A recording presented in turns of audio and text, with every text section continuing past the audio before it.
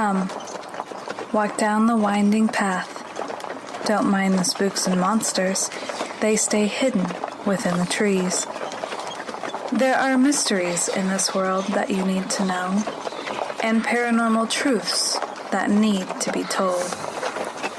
Come, step up into the caravan, where we share tales of old as well as new accounts about things you thought only existed in your nightmares.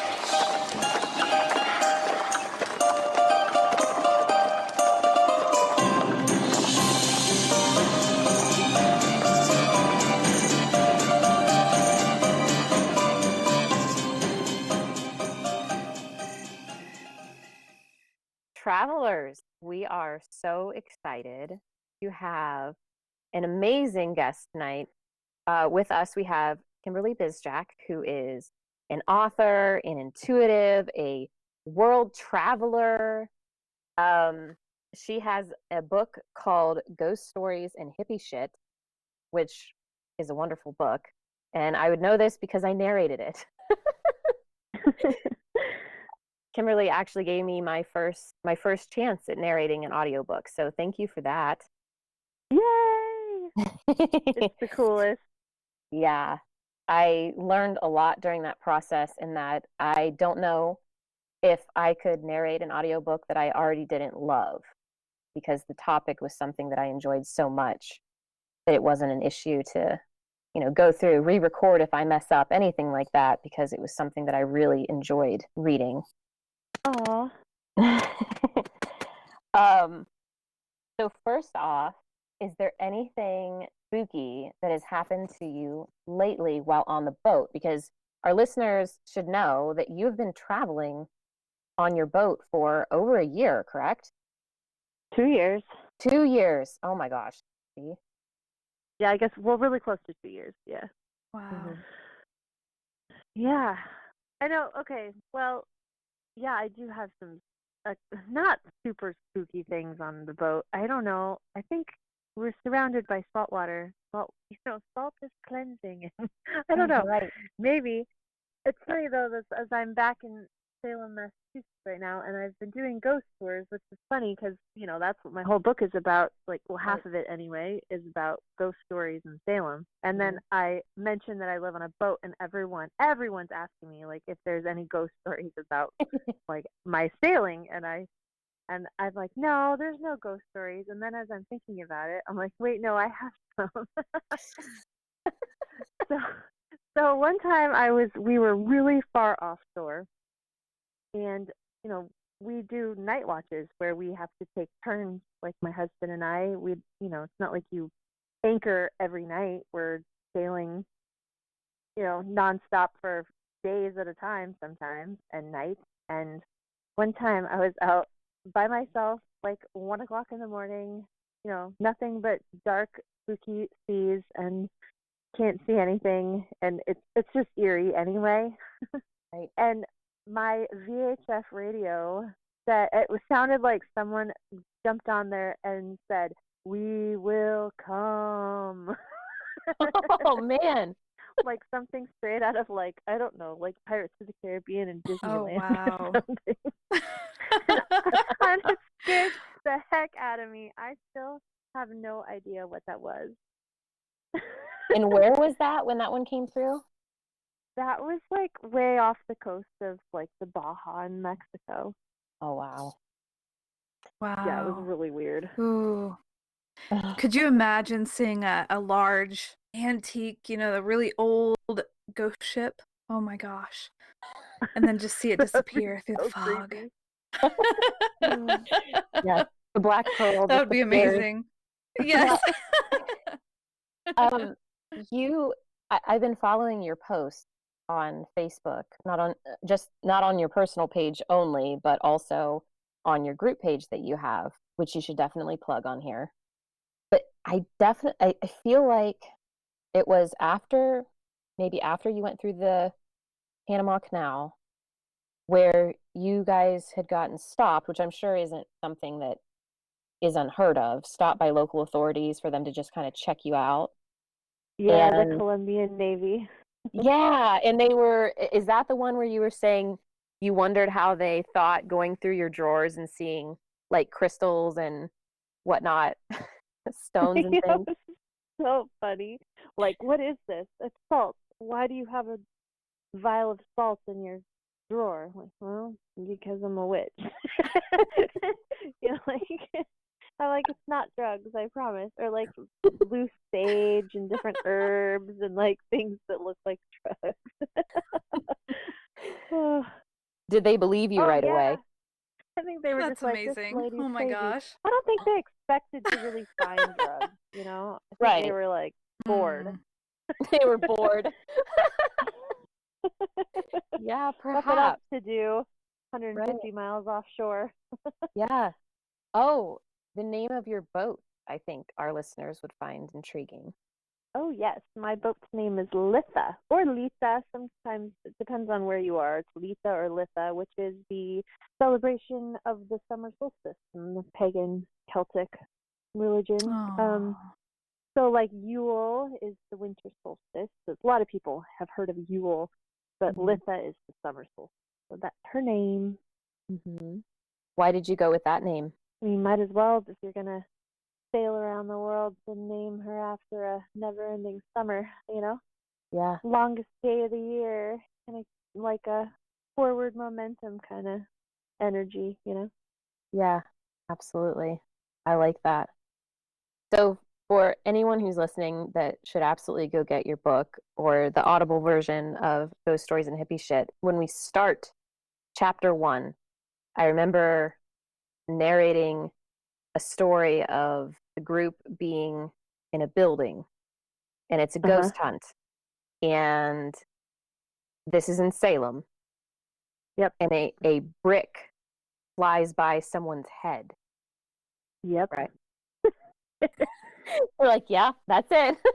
Yep, that's what happens. Hey, so what's really weird, I know maybe this is slightly off topic, but I'm back in Salem now, and it's weird because I'm helping out a friend do tours, and the tours start right in front of that building, Mm-hmm. and that's the building that used to be Salem's first firehouse.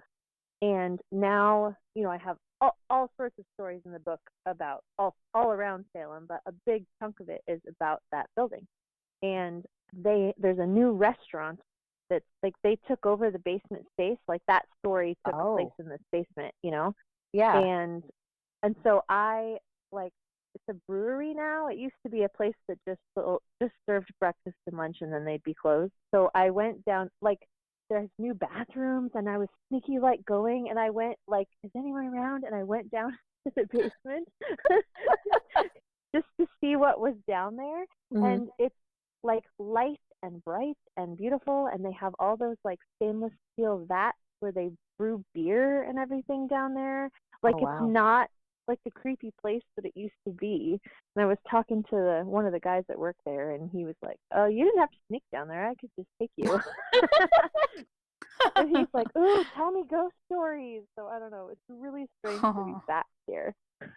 Yeah. I would think that it would perhaps they would have had issues with the whole. I've heard before of places being renovated and that stirs up the spirits. Yeah, it's what I want to find out now that I'm back. It's like really interesting to, I don't know, have this totally different perspective on ghosts and know what it used to be like before they moved in. And I don't know, it's really weird to be here. Yeah. Now, this wasn't originally your plan, though, to be here at this time of year, correct? Yeah, not really. I mean, we planned to come back here before COVID, but Mhm. because my son wanted to start high school, we needed to put a pause on our cruising for a bit. And this is kind of just where we ended up. We know people here, and he wanted to go to high school with all of his old friends. Hmm. Right, So, I mean, we did plan it, but right before COVID, right, right. it wasn't like on our radar before that. Yeah, I was definitely on the edge of my seat watching the updates of whether you guys would make it in time before borders started closing. Oh yeah, it was crazy. We had to go straight from Panama to Florida, 10 days straight. Like couldn't stop anywhere. Yeah. We Wow. didn't touch land for Wow. 28 days. Wow. So you already Oh, knew about rationing before Yeah. most of America had to deal with that. I know, we had like our own zombie escape pod. It was great. Nice. That's awesome. So you started a paranormal investigation / tour company In Salem. in Salem. Was it Paranormal Salem? Am I remembering correctly? Yep. And you Nice. had some really odd encounters, and one of them got the attention was caught by the Travel Channel. Annie. A&E. Oh man. Okay, A&E. I Mhm. haven't had DirecTV in forever, so I mix them up. A&E, and you got to be interviewed on one of the shows. Yeah, my ghost story caught on camera. Hmm. Can you go Yeah. through that night for us? So, I know, well, the show makes it sound like everything that happened was all in one night, but it didn't happen that way. It was like, a tour season full of things that they made it sound like, wow, every ghost in Salem visited us this day. It wasn't like that. But yeah, one of them was they really liked this photo that we caught of a man behind my friend and I up on Gallows Hill where they had hanged all the accused witches back in 1692. It's this photo we took with our like night vision camcorder that we just got, and we didn't notice anything weird about it until we posted it on Facebook, and someone said, there's a man standing behind you.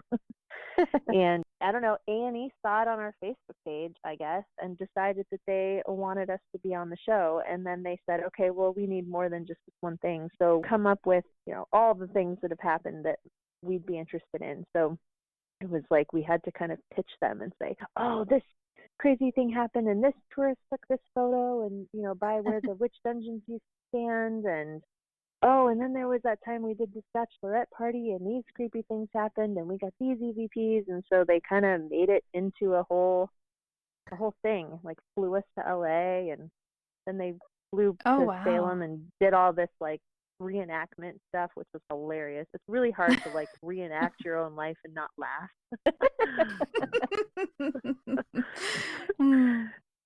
He's like, okay, now look at each other in shock, and we're just like busting up laughing. Yeah, I definitely remember that from the book where you said you guys are supposed to look at the computer, like looking at pictures and look shocked, and then look at each other like, oh my goodness. Yeah, we couldn't do it. It took us like 10 takes. Did anything weird happen when the crew came? Like when they came to No. Salem? No, of course not, right? When the cameras are there. I know. Yeah, nothing happened then. It was just a lot of laughing. Oh man. Now, how many years did you have the tour company? Had it for 2 years. Okay. And then I sold it to a woman, moved back to Seattle. And then she did it for another 2 years after that, and then this other restaurant moved in, and basically like she couldn't have these tours because they couldn't use the basement of the firehouse anymore. So Right. like that brewery sort of put her out of business, I guess. I sold it at the right time. There you go. Now, once you sold Yeah. it, was she like calling you for input on certain things or keeping you up to date on any weirdness? Yeah, for the first year, it was like written into the contract that that I'd be totally available by phone to help her out. So That's cool. Wow. So yeah, we did that for a long time. I mean, really, I didn't just like go away after that, but she had a pretty good handle on everything by then. Yeah. Another thing that I recall from the book, one of the early things that started you down this spooky path was an interaction with a Ouija board. Yeah, someone was just talking to me about that the other day. that a Ouija board in like middle school told me that Kurt Cobain was gonna die. Yeah. Before he died. Yeah. Yeah. Wow. Oh my goodness. Mm-hmm. I mean, it was like 2 weeks later, and he died. It was really weird, and it wasn't like it was on anybody's radar. It's not like something we would have thought of. Well, no. I mean, everybody loved Nirvana. I can't imagine Right? anybody was thinking that was coming. Right. Was that the first kind of thing that happened that kind of got you interested in the paranormal No, I think I don't know, I had all sorts of weird stuff in my childhood, which is funny because I was writing this book thinking like, oh, I had a perfectly normal upbringing. I don't, Yeah. because now I do mediumship and I give tarot readings and I'm an astrologer and all this stuff.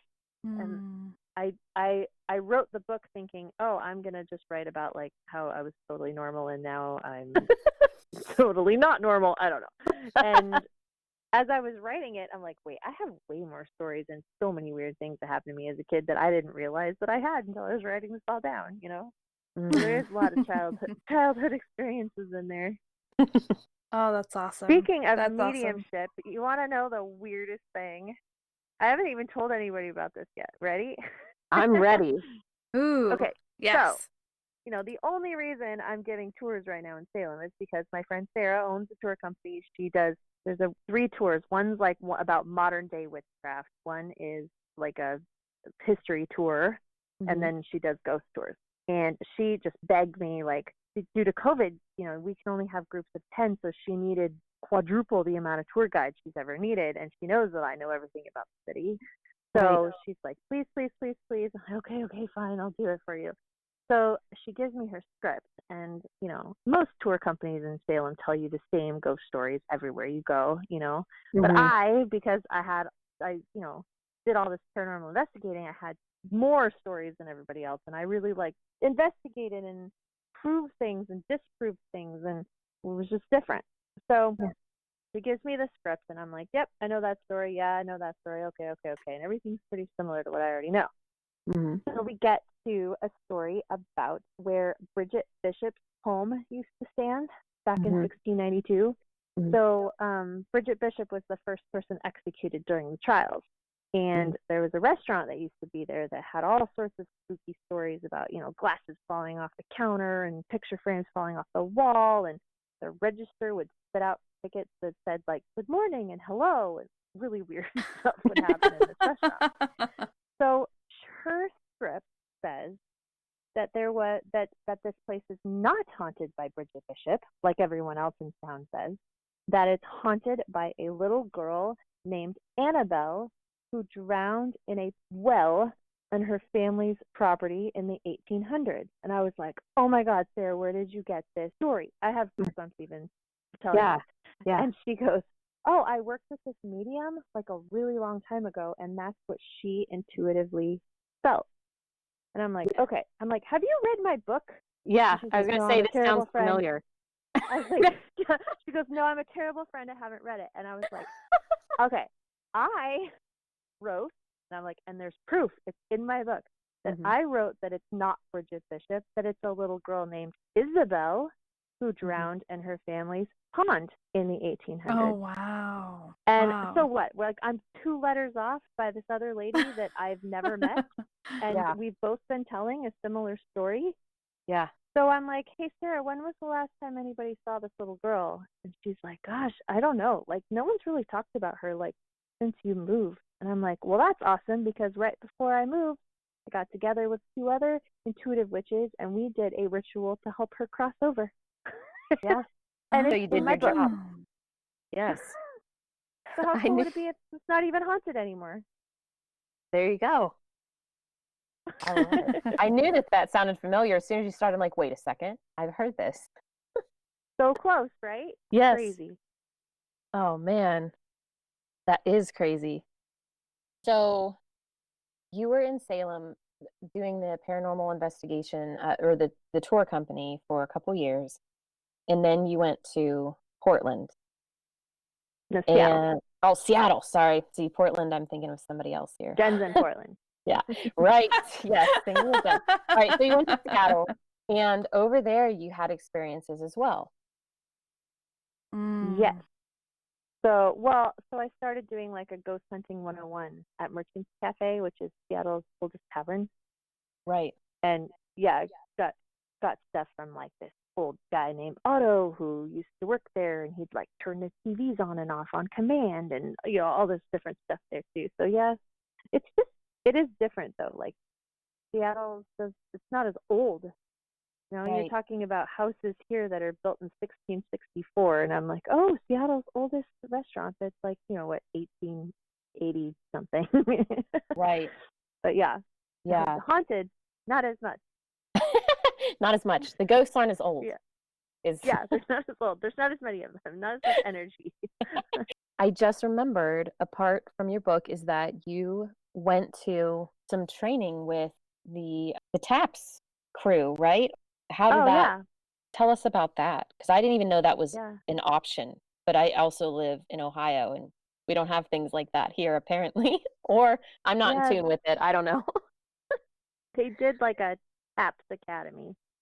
So it was like an all-day weekend thing where you go and they talk about, how to use equipment and how to, I don't know, have the right paperwork when you're doing investigations in people's houses and liability stuff. And then they go through things, even like quantum physics and theory. And yeah, I think I just used an entire notebook and wrote every single thing I could possibly write that day. Oh, that's awesome. Yeah, it was cool. So if I was going to start my own company, I needed some insight from some professionals, So yeah, we drove down to Rhode Island, my friend and I, and we took the whole thing. It was pretty cool. That is cool. Yeah, I wasn't even thinking about the liability part of it when you're doing something like that. Yeah, stuff you have to think about when you're going to homes instead of just businesses, Yeah. I guess from the other side of it, not the one who's, well, okay, maybe it is from the same side of it. I've only gone on a handful of investigations so far, but now that I do have to sign a waiver every time that I go into a building, whether it's Right. the prison, the Ohio State Reformatory, or a small building like an abandoned nursing home or something. But have you noticed, depending on different places you go, I guess, well, maybe I should rephrase this. Have you investigated larger buildings like prisons or anything like that? No. I'm trying to think. What's the biggest building? But no, they're all houses. Like giant old Victorian houses and Sure. but no big buildings. We did like this big warehouse one. Oh. It was in Beverly, but it was just kind of a big open space. Yeah. Have you had the desire to investigate like a prison or a big asylum? No. There's weird energy in those places, Yeah. Like I don't know. Yeah, I don't Right. I don't really want to. Yeah, no. Right. I also don't really do. It makes sense. I don't really do investigations anymore. Like I just see clients online now. Seeing clients online like way before you had to see clients online. Doing it before it was cool. Pre-COVID times, it was Yeah. when it was necessary. Right. Yeah. The only reason I was asking is because when I went to the Ohio State Reformatory or Mansfield or Shawshank or however people want to call it, or whatever people want to call it, there's of course a waiver that you must sign. And one of the bullet points is that you can't bring Ouija boards on the premises. Really? Yeah. And part of me wants to know if that's because they had an issue or if they're just trying to play up a spooky factor. Oh, that's interesting. Yeah, but it's on there when you sign the waiver. You sign that you're not bringing a Ouija board on the premises, along with no alcohol, no drugs, things like that. But weird. No. Yeah. Ouija boards. No Ouija boards. Yeah, Right? Ouija boards. They're a tool. They're not like evil. They're just the only reason they get that reputation is because Yes. it's a board game and kids, teenagers are using it to try to scare their friends. So when you use it with that kind of energy, then obviously you're going to get that kind of result. Right.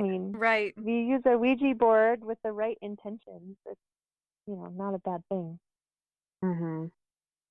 Yeah, I have allowed my children to play on our Ouija board. Well, I have multiple ones now, but play on them because I don't want them to be afraid of it because I know too many adults that are afraid of it. Yep. But two, so that they don't mock it, I guess. My son is, of course, we watch Ghost Adventures because it's there and it's readily available on Hulu. And so my son sees some of the attitude that gets thrown out there toward ghosts.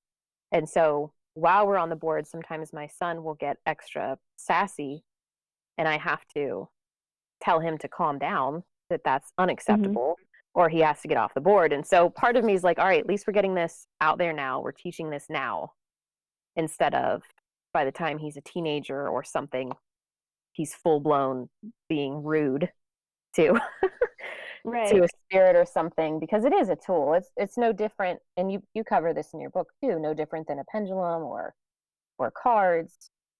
You're using it. You're using it to get these connections. Right. That's awesome to start him doing that early, so that when he is a teenager, he doesn't use it for bad, negative intention. Yeah. Another thing that I recall from your book that I thought was very, well, it's important, but I feel like, okay, so this may sound cheesy, but the timing of everything, as far as me even getting on the website to look at narrating, and then finding your book, and then submitting my audition for you, and then going through the book, all of these things were aligning that were perfect for the transitions that I was going through in my life. Mm-hmm. And I remember messaging you all the time. I'm like, okay, I have chills. This is me right now.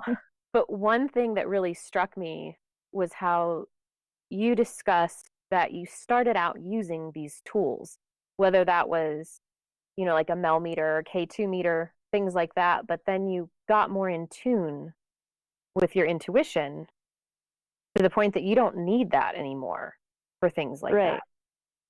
So, how did you make that leap? Was it like, did you notice that you were having certain feelings that coincided with when the meter was going off? Or, how did you make that connection?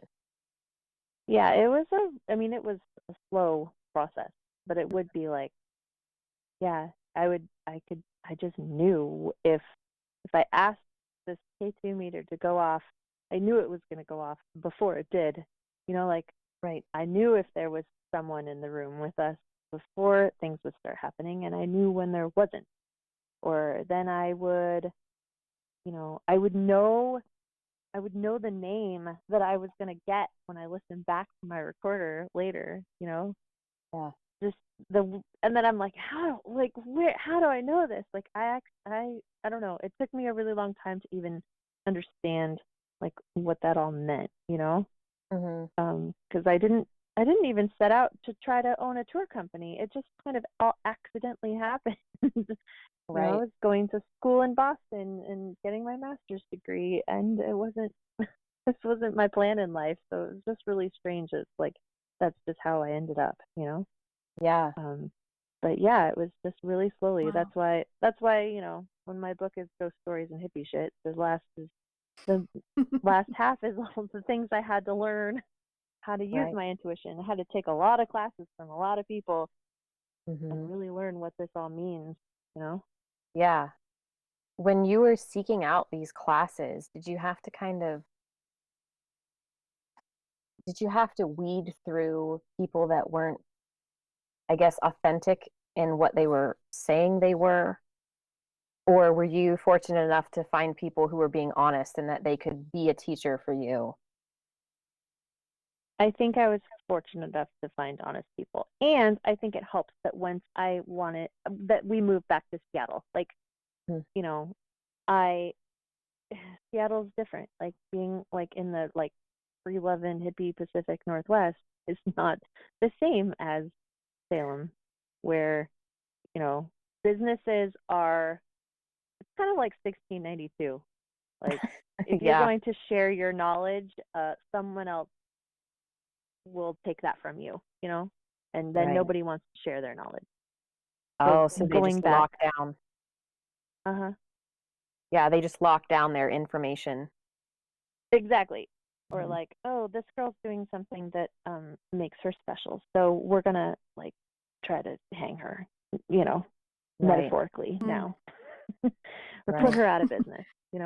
Whereas like Right. Seattle, everyone's just so open with whatever, and they just want to help, and they just want you to succeed, and So Oh, yeah, man. I think that it was a big, big part of my journey, like moving back home for a while.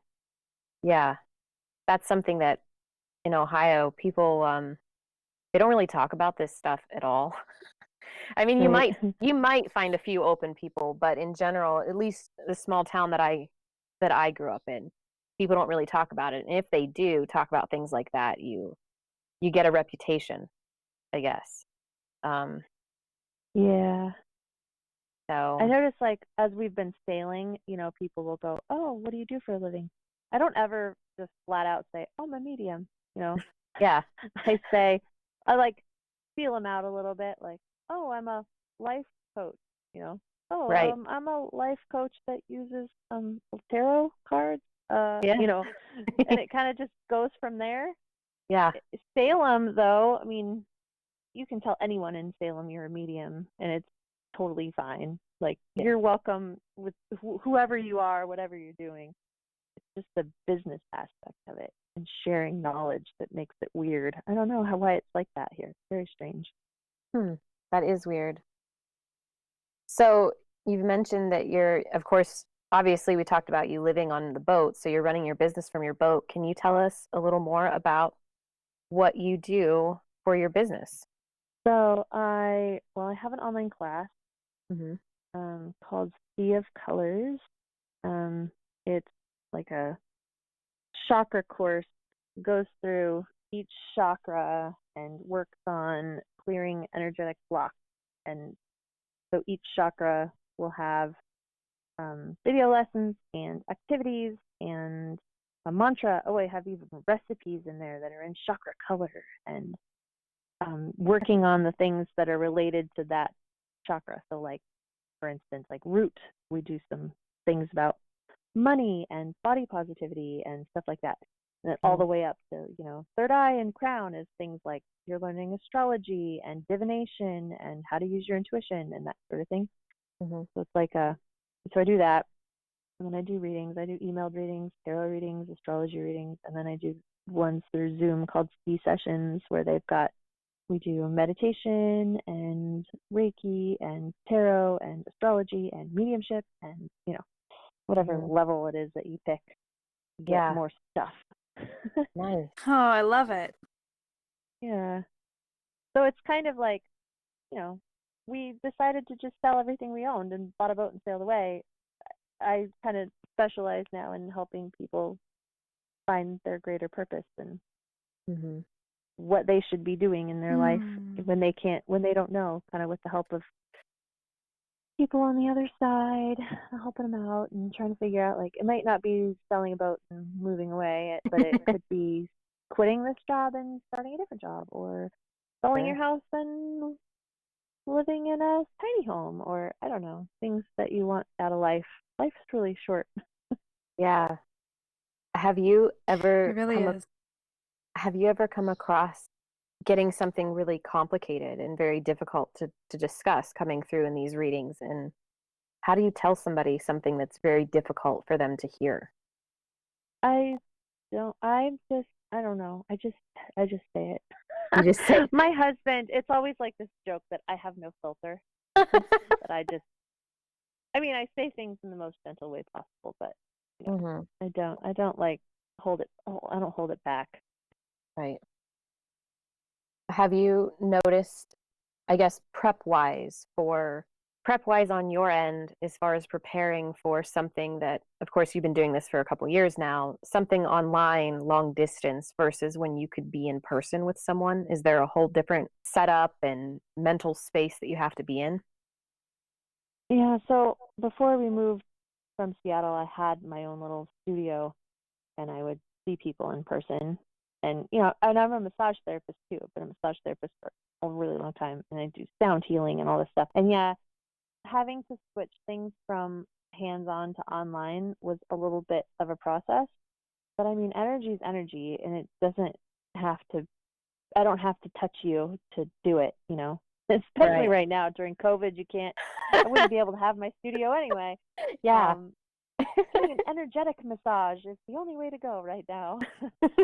um, so yeah, it was a little bit of figuring it out and how this is all going to work. But yeah, now my sessions just kind of flow. Good. Yeah. Beautiful. Awesome. Lady Angie's intuitive as well, so there have been times where I've messaged her and I was like, hey, whatever, X, Y, and Z is happening. Are you getting any vibes off of this? Or sometimes I'll just send her a name. Does anything come up with this? And she's also very honest, so that's helpful. Yeah, you have to be. Yeah, I mean, you do. You do. It would be, I mean, people are coming to you because they want to know. And what I have found is people come to you already, they already know. They just don't want to face it. And Exactly. so it's having that, yeah, the dance of being able to say, well, this. And yeah, yeah, that can be tough sometimes, the reactions, you know? Right. Yeah, I've never had anybody like, I don't know, take it the wrong way or, be offended. Right. Mm-hmm. Like, I don't know, this is what you're paying me for, right? Right. Right, this is true. I did have a question. I read that it said that you clear energetic blocks using tarot cards. Uh-huh. And I was just curious how can tarot help clear those blockages? So that's why I said it's kind of like a combo session because we do a lot of like meditation to find out what it is that's blocked and where things pop up. And then drawing the cards kind of clarify like, okay, well, you've got this, I am intuitively feeling that you've got this root chakra blockage, just for example. And then trying to find out what it is using more than just my intuition, then we would be pulling cards to say, okay, well, this is what it is. And, I'm trying to just make something up. But, okay, we pulled I can't even think of like how to. Okay, so maybe like the Ace of Pentacles. And you're like, okay, well, your root chakra is blocked and you're having this problem with your finances, but if you do this and that, and because you got the Ace of Pentacles, then you should be switching, to a new way to make your money.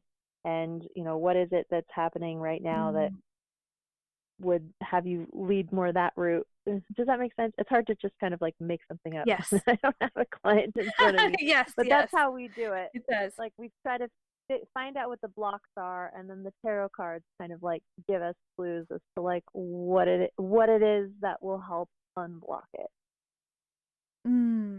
Wonderful. Besides just energy work and wearing red and eating red foods and those kind of things. more practical things that you can do. Does that make any sense? You.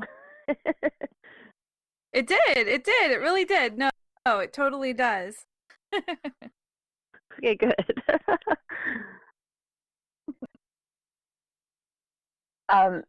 That made me wonder because you were talking about tarot, and I know in the book there's a discussion about Ouija boards, of course, early on, and then pendulums. When it came to honing your craft at being intuitive, did you go through a time where you tried various types of divination before you connected with something like tarot? Well, I started using tarot cards like while I was still doing all the paranormal investigations and my tours and stuff, because I just happened to meet a lot of really cool people in Salem who, and I ended up with the deck and was kind of learning all of that at the same time. And pendulums were always something I used on my tours, like as this is a tool to help with your intuition and not so much, just waiting for a meter to beep. Right. So that was always kind of part of it from the get-go. So just the way that it kind of it slowly incorporated, and then it was more tarot, less smell meter, Right. And then I don't know, sometimes I don't use tarot even anymore. I just start, I don't know, using whatever it is I get. I don't know. I can't even describe it most of the time. Some of the stuff I swear just doesn't even like have words to describe, Right. Yes, that makes a lot of sense. I run into that a lot. Yeah. There was one more thing that I wanted to bring up because I thought it was a very pertinent point. In your book, you discuss how you don't like the term psychic. Yeah. Can you explain what the aversion is to that term and why? I think I've just heard too many people say that they're psychic, and then they go, "Oh, you have this curse, and you have to pay me, $6,000 to get rid of it." And I don't know, just Hollywood kind of ruined it with this, like, crystal balls and evil Miss spirits, Cleo. and I don't know. It's yeah, so I just like to say intuitive instead of psychic. It would probably help, like, my website ratings to say psychic on there somewhere because people look for that. But then I Sure. don't know if those are the people that would vibe with my energy and they'd want to see me anyway. Right. Someone who's looking for a Right. psychic is like, I want to know how to make money and I want to know how to find love, and I don't do all Yes. that stuff. I don't remove curses. I don't know if I believe in curses. Right. I believe in some negative energy and some, like, empathic protection kind of stuff, and I think that's more or less like what a curse would be. But yeah, I don't know. So yeah, it's not my favorite Right. term. Yeah, I definitely remember that. That really struck me because, of course, when I was growing up, psychics, at least in the small town that I grew up in, of course, there weren't anybody or there weren't businesses nearby that would claim to be psychic anyway. So when I heard psychic as a child, it was Miss Cleo or, it was a call Exactly. 1-800, or it was probably one, I don't know what the number was. It probably wasn't 1-800 because those are free, right? So like 1-900 or something. I don't know. But these numbers to call, and it was like $5 a minute or something to And they're talk to somebody. cheesy. Yes, those commercials were so funny to me. The Miss I Cleo ones. remember those. But yeah, that's definitely what came to my mind all the time when someone would say psychic. It wasn't until I was 18 that I got to see an actual psychic. Um, it was a birthday gift from my mother's friend to take me to a woman who was intuitive. But she's listed everywhere as psych. She's got multiple titles. Psychic isn't one of them, I'm sure, to draw people in. But um, that was a very interesting experience. Of course, then that led me to trust people because I was only 18 and thought, oh, okay, so why would anybody lie about this? And then a few years later, when I was in college, there was a psychic just off campus, and I went to her, and she told me that there was some sort of curse following me around. And for only like $85, she would give me all the crystals that I needed to clear this energy away from me. But I have crystals, like all kinds of crystals and stones and minerals. And so I was Right. like, well, you tell me what kind I need because I probably own it already. Just tell me. And she, of course, wouldn't. No, I need to pick them out. See? Sketchy. Yeah, it was very sketchy. So I was tickled to see and understood even when you explain the intuitive part rather than psychic, because I can see how that term has been misused, I guess. I know, it's kind of sad, but we'll just go with intuitive instead, I guess. A lot of people do that, not just me. Yeah, that is true. Do you have another question, Lady Anne, before we let her go? Well, I guess one thing I'll ask is there any advice or resources that you might want to give to our listeners? Advice or resources? I don't know, my own book and see me. Yes, I concur. I love it. Yes. Yeah, Facebook pages or links. We'd love to have them. My website is seeingfromthesea.com. So SEEING from the SEA.com. And yeah, my book you already mentioned is called Ghost Stories and Hippie Shit. It's on Amazon. You should get the audiobook because Heather's awesome. Aw, thanks. And I don't know what else. I don't know. I have a Facebook page, and oh, I have a group too. You mentioned that earlier. My Facebook group is Oh. called Mystic Women. Mm-hmm. Ooh, okay. And I don't know. Oh, we have a family blog too. If anyone's like super interested in the whole boat thing, our website for the family stuff is lifeoffthedeepend.com. We have our own podcast, and we've got a YouTube channel and a blog and lots of photos we take and all this stuff. Mm-hmm. Oh, awesome. So yeah, I think that's it. I don't know, I was trying to think of other resources Perfect. as I'm going blah blah blah blah blah. Here's all about me. No, I love it. We'll include this on the episode page as well, so that way it's easy for everybody to find that comes to listen. Mm-hmm. It's cool. Yeah, I did really read like every book there ever was on, exploring your own intuition and stuff when I was getting into this. I read a lot of books from like James Van Praagh and Sonia Choquette, I think is how you say her last name. She's awesome. Yeah, I don't know. I read a lot of books. Yeah. That's awesome. Yeah, I think that's the one name that I had to go to YouTube and hear somebody introduce her to be able to do Oh my that gosh, on the I audiobook. remember that. You're like, how do you say her last name? And I was like, I actually have no idea. Yeah. Yep. Like, I just read it. I don't know. I get it. Oh man. Well, we're gonna let you go. We really appreciated you taking time out of your evening to talk with us. I appreciate you talking to me during my evening. This was fun. Thank you so much for thinking being of here. me. It was an honor. Thanks. It was nice to meet you virtually. Yes. Yes, wonderful to meet you. All right. Well, we will let you go, and I hope you have a great evening. And if the tours keep going super well, Yeah, thanks. I hope we're almost done with October over here, so it'll be nice for things to go back to normal. Yeah, you guys. All right. Well, you'll run through Halloween, which is a Saturday this year.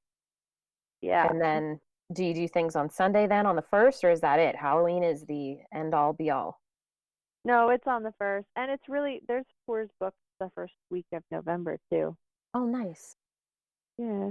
I don't know if I have any the first week of November. I'm kind of like the last. I was like, Sarah, if I'm doing this for you, I'm like last on the list, okay? I got other things to do. There you go. Awesome. Oh. Well, I hope it stays warm and you don't see any snow. Oh my gosh, me too. We got to go to the dock. We don't go to the dock till the 1st, so there's no snow until then, okay? Everyone send me no snow vibes. I like it. I'm doing it.